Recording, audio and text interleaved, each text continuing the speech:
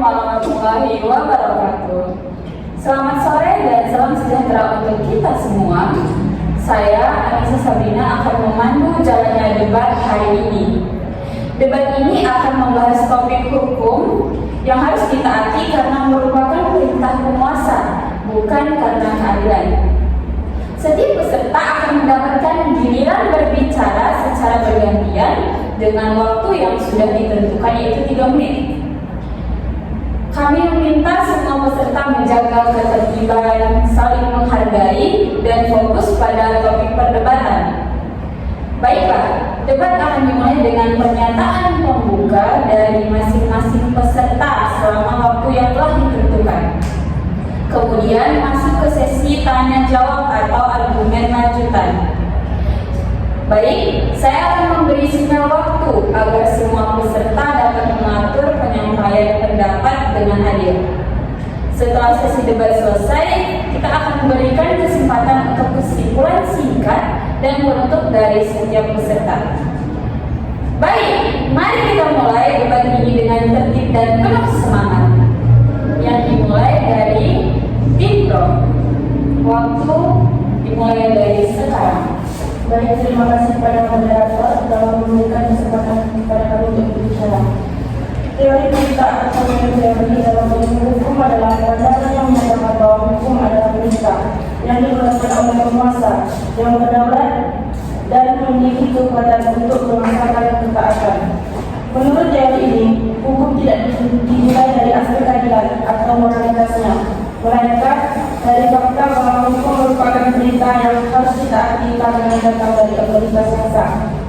Pada perdebatan kali ini kami dengan tegas menyatakan bahwasanya kami mendukung mosi dengan saya sebagai pembicara 1, Islam Fendi, dan rekan saya sebagai pembicara 2 yaitu Citra Dewi, dan rekan saya pembicara 3 yaitu Ibriza Farifi.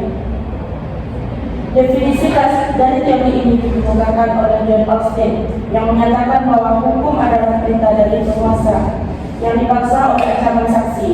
Law is the command of the sovereign backed by threat of sanction.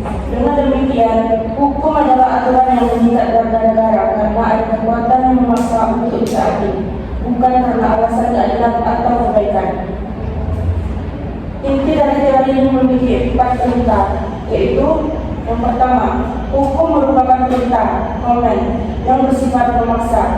Yang kedua yaitu penguasa, sovereign, adalah sumber utama hukum. Yang ketiga adalah kepatuhan terhadap hukum dilakukan karena adanya ancaman sanksi jika tidak ditaati. Yang keempat yaitu keadilan hukum tidak menjadi ukuran keabsahan hukum tersebut. Teori ini berfokus pada aspek otoritas dan kekuasaan sebagai dasar sahnya hukum, menjelaskan mengapa hukum harus ditaati meski belum tentu adil. Hal ini didukung oleh Undang-Undang Nomor 12 Tahun 2011 Pasal 4 Ayat 1 yang berbunyi, semua peraturan perundang-undangan bersifat mengikat dan wajib ditaati. Hal ini menunjukkan bahwa kepatuhan pada hukum didasarkan pada kewajiban legal sebagai implementasi perintah penguasa yang sah. Baiklah, selanjutnya penyampaian dari tim kontra untuk memulai penyampaian pernyataan pembuka. Baiklah, terima kasih kepada moderator yang telah memberikan saya kesempatan sehingga saya dapat memperkenalkan rekan saya. Saya di sini Putri Najwa Alami sebagai rekan pertama, dan rekan kedua yaitu Bapak Erianto, dan rekan ketiga saya yaitu Indah Pradini. Di sini saya akan menyampaikan beberapa argumentasi menentang atau membuktikan ketidaktepatan dari mosi debat hari ini. Menurut dasar premis bahwa hukum hanyalah sekedar perintah tetapi harus bernilai adil.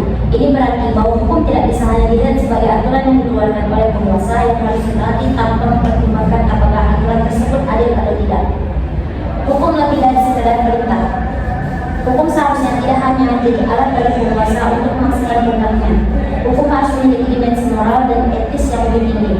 Hukum idealnya mencerminkan nilai keadilan, kesetaraan, dan perlindungan hak asasi manusia.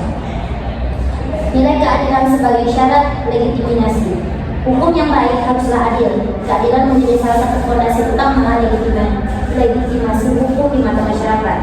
Jika hukum tidak adil, masyarakat akan kehilangan kepercayaan terhadap sistem hukum penolakan terhadap positivisme hukum ekstrem.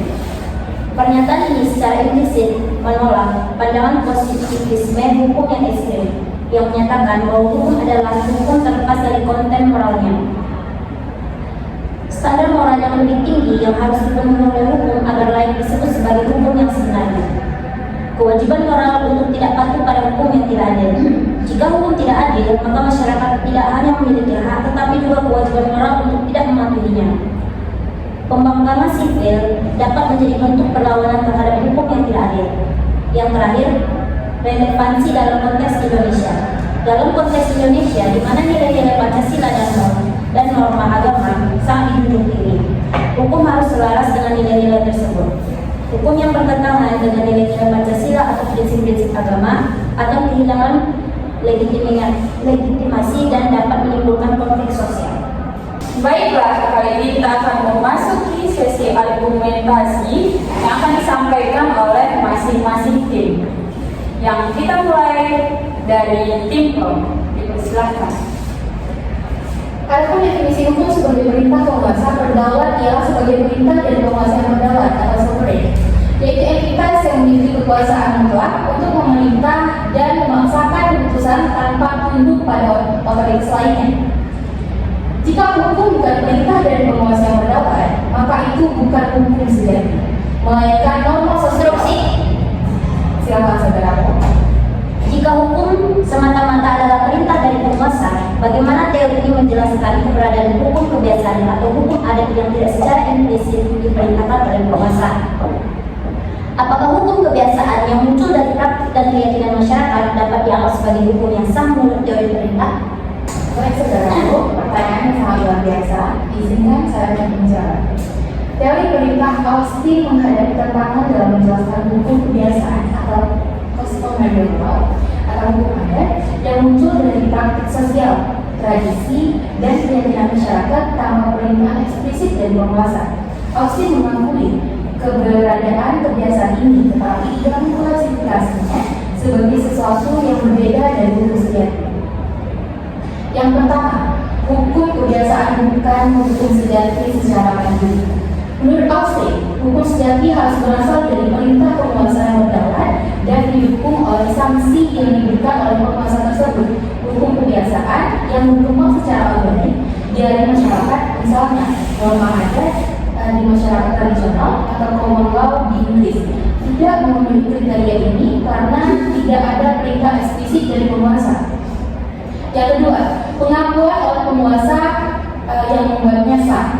Namun, hukum kebiasaan dapat menjadi sah jika penguasa berdaulat secara eksplisit mengakuinya atau mengadopsinya sebagai bagian dari hukum positif. Misalnya, penguasa dapat mengeluarkan perintah yang mengadopsi kebiasaan adat sebagai hukum resmi, atau pengadilan yang dikecualikan oleh penguasa dapat menerapkannya dengan sanksi. Adapun contoh dalam praktiknya yaitu di Inggris, common law yang berasal dari kebiasaan hakim dianggap sah oleh Austin karena hakim adalah bagian dari sistem penguasa berdaulat atau parlemen.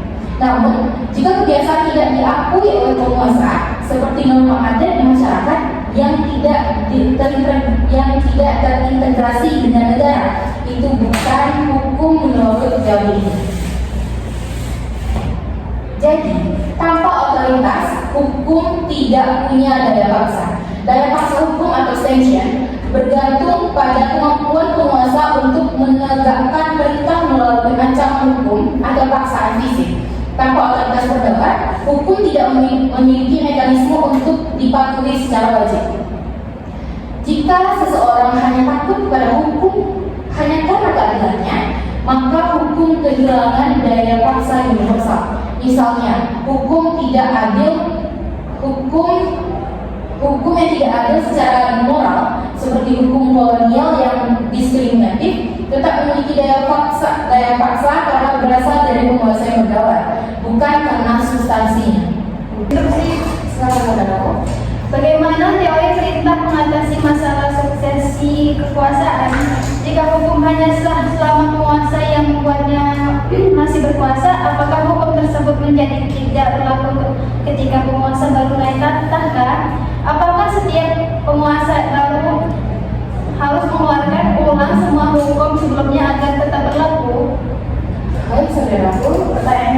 luar biasa, izinkan saya menjelaskan. Teori perintah mengatasi masalah suksesi kekuasaan atau pergantian penguasa dengan konsep kontinuitas hukum dan pengakuan penguasa baru sebagai berdaulat. Austin berpendapat bahwa hukum bukanlah suatu yang bersifat abadi atau independen, melainkan bergantung pada kekuasaan penguasa saat ini. Ketika penguasa baru naik tahta, hukum-hukum sebelumnya tidak otomatis menjadi tidak berlaku. Sebaliknya, hukum tetap berlaku melalui pengakuan penguasa baru. Penguasa baru dianggap sebagai penguasa berdaulat yang baru, sehingga hukum-hukum yang lama dianggap sebagai perintah. Dianggap sebagai perintah dari penguasa tersebut secara implisit. Ini menciptakan kontinuitas di mana masyarakat dan institusi hukum mengakui hukum sebelumnya sebagai bagian dari sistem hukum yang sedang berlaku. Yang kedua, tidak ada keharusan untuk mengeluarkan ulang semua hukum tersebut. Penguasa baru tidak perlu mengeluarkan ulang atau re-enact semua hukum sebelumnya agar tetap berlaku. Teori ini mengasumsikan bahwa penguasa baru mewarisi kekuasaan dan dapat memilih untuk mempertahankannya, mengubah atau mencabut hukum-hukum tersebut. Jika penguasa baru diam atau tidak mencabut, maka hukum lama dianggap masih sah karena didukung oleh kekuasaan penguasa yang baru. Ini mencegah kekacauan hukum dan memungkinkan stabilitas sosial. Jadi, apakah hukum menjadi tidak berlangsung ketika penguasa baru naik tahta? Tentu tidak. Hukum tidak otomatis menjadi tidak berlaku. Dalam teori kita, sahnya hukum bergantung pada penguasa berdaulat saat ini, bukan pada penguasa yang membuatnya. Dan apakah setiap penguasa baru harus mengeluarkan ulang semua hukum sebelumnya? Jawabannya adalah tidak. Itu tidak diperlukan. Teori Austin menekankan efisiensi. Penguasa baru dapat mengandalkan kontinuitas hukum tanpa perlu republikasi semua aturan tersebut. Namun dalam praktiknya, penguasa baru sering mengeluarkan dekret atau undang-undang baru untuk menegaskan kekuasaan mereka atau mengubah hukum tertentu. Tetapi ini bukan keharusan untuk semua hukum lama.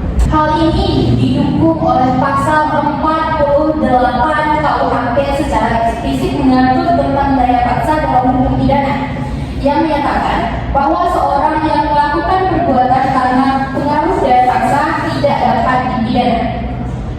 Pada perdebatan kali ini, kami mengedepankan beberapa argumentasi. Yang pertama, definisi hukum sebagai perintah penguasa yang dikeluarkan oleh Austin dan Hart. Menurut John Austin, hukum adalah perintah dari penguasa yang berdaulat yang memiliki kekuasaan untuk memaksakan kepatuhan tanpa memandang apakah perintah itu adil atau tidak. H.L. Hart mengembangkan ini dengan konsep aturan pengakuan atau rule of recognition, di mana hukum diakui sebagai sah jika sesuatu dengan norma-norma yang ditetapkan oleh institusi penguasa seperti konstitusi atau pengadilan. Argumentasi yang kedua, pemisah antara legalitas dan moralitas. Hak membedakan antara hukum sebagai itu adalah dan hukum sebagai itu seharusnya. Validitas hukum bergantung pada legalitasnya. Apakah itu perintah dari penguasa yang sah atau bukan dari moralitasnya? Apakah itu adil? Jika ketaatan hukum bergantung pada keadilan, maka setiap orang bisa menafsirkan hukum berdasarkan nilai pribadinya masing-masing yang akan menyebabkan keanarkisan. Sebaliknya, positivisme menegaskan bahwa hukum yang tidak adil tetap harus ditaati untuk menghindari kekacauan sosial. Silakan saudara. Apakah teori perintah dapat menjelaskan batasan kekuasaan penguasa? Jika penguasa memiliki kekuasaan dan berkuasa untuk memerintah, apakah ada jaminan bahwa kekuasaan tersebut tidak akan disalahgunakan untuk tujuan yang tidak adil atau sewenang-wenang? Baik saudaraku, pertanyaan yang sangat baik.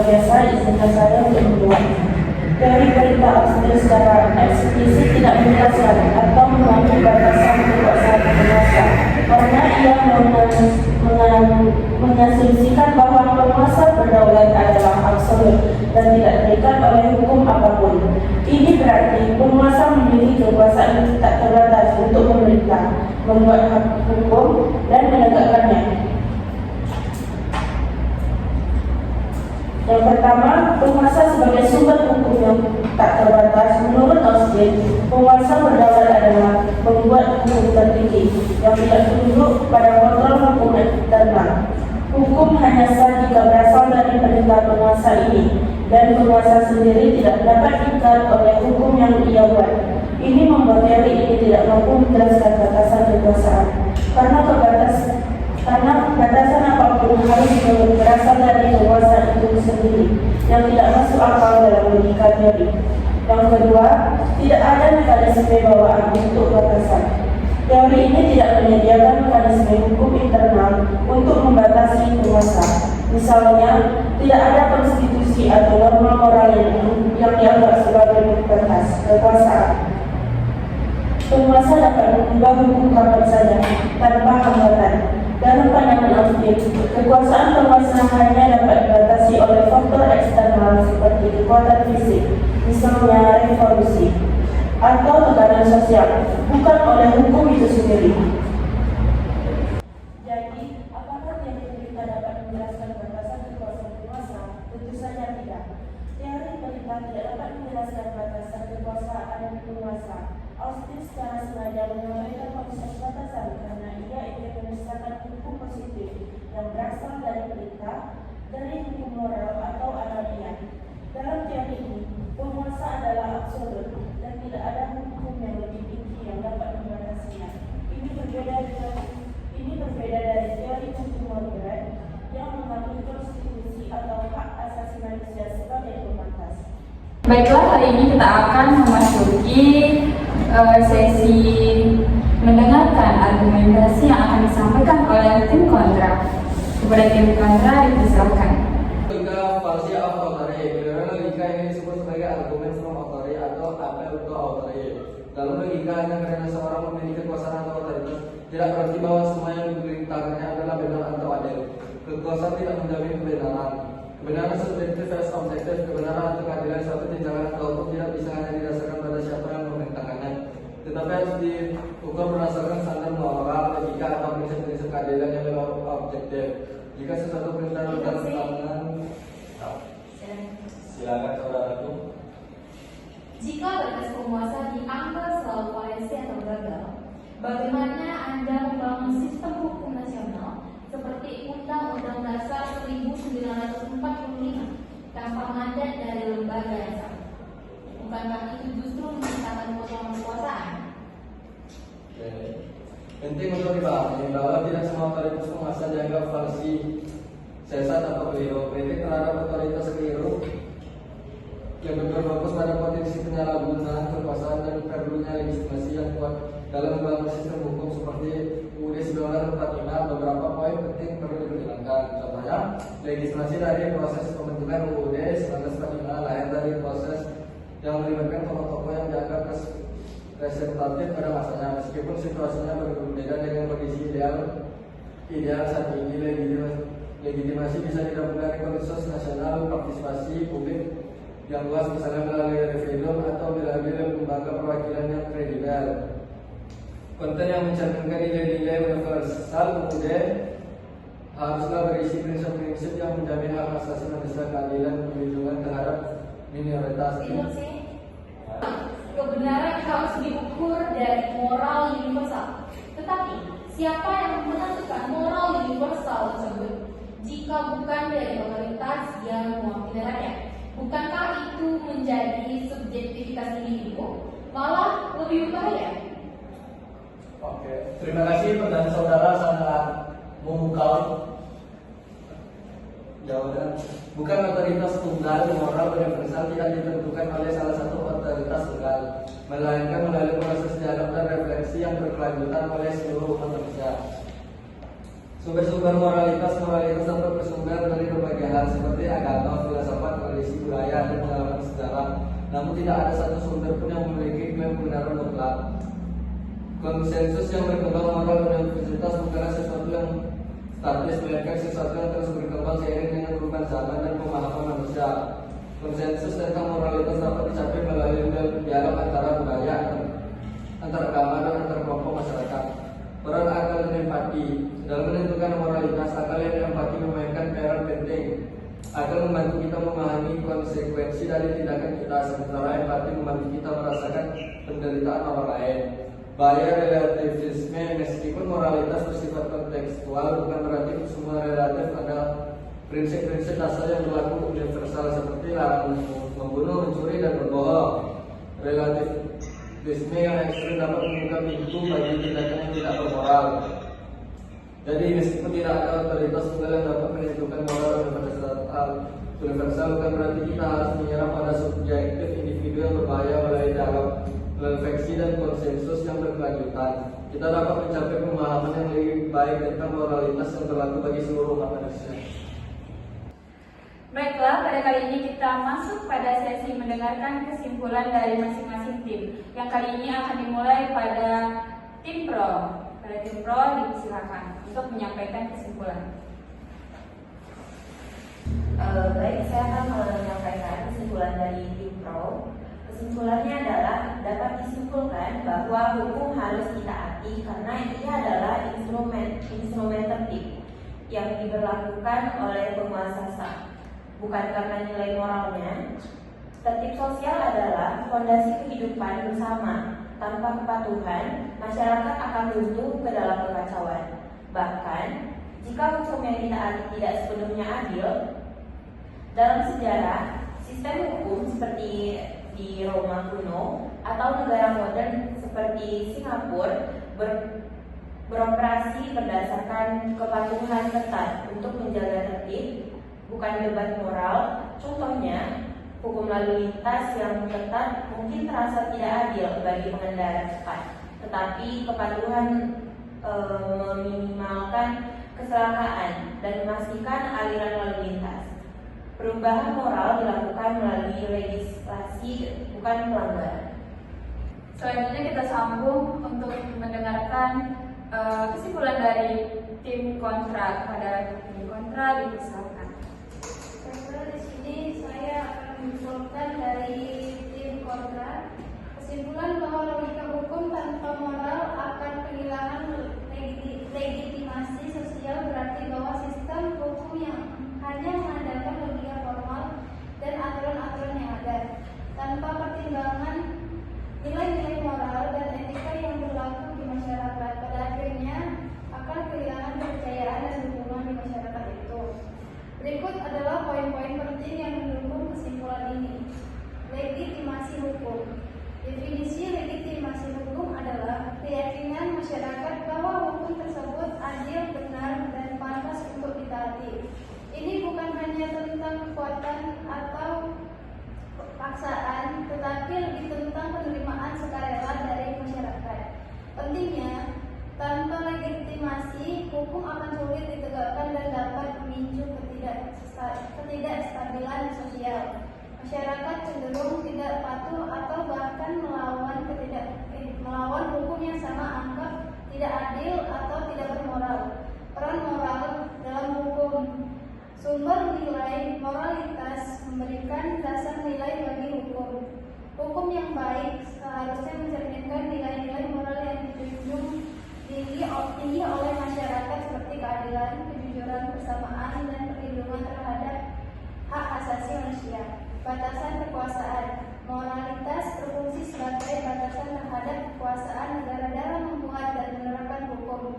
Hukum yang melanggar prinsip-prinsip moral yang mendasar dapat dianggap tidak sah dan tidak dapat diterima. Konsekuensi hukum tanpa moral. Ketidakadilan hukum yang hanya berfokus pada logika formal dapat menghasilkan keputusan yang tidak adil atau tidak proporsional. Contohnya, aturan yang kaku tanpa mempertimbangkan keadaan individu atau dampak sosial dapat menyebabkan ketidakadilan. Ketidakpercayaan publik. Jika hukum dianggap tidak adil atau tidak bermoral, masyarakat akan kehilangan kepercayaan pada sistem hukum dan lembaga-lembaga yang terkait. Ini dapat menyebabkan ketidakpatuhan hukum, protes sosial, dan bahkan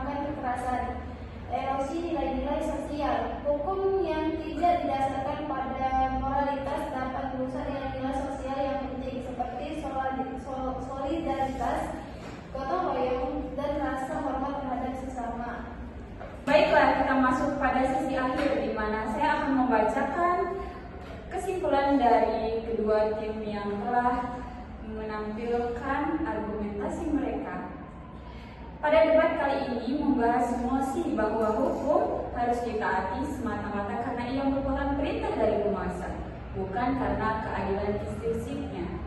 Topik ini mengacu pada pandangan legal positivisme klasik, terutama dari filsuf seperti Thomas Hobbes dan John Austin, di mana mereka menekankan bahwa hukum adalah ekspresi kekuasaan absolut penguasa dan ketaatan adalah kewajiban moral atau sosial untuk menjaga stabilitas masyarakat.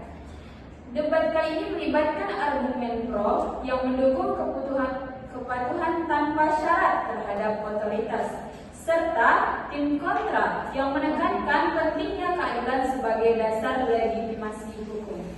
Argumen utama pro, di mana mendukung mosi kali ini, mereka mengatakan kepatuhan sebagai dasar stabilitas sosial, di mana argumen utama pro mengatakan bahwa hukum sebagai perintah penguasa memastikan ketertiban dan mencegah anarki.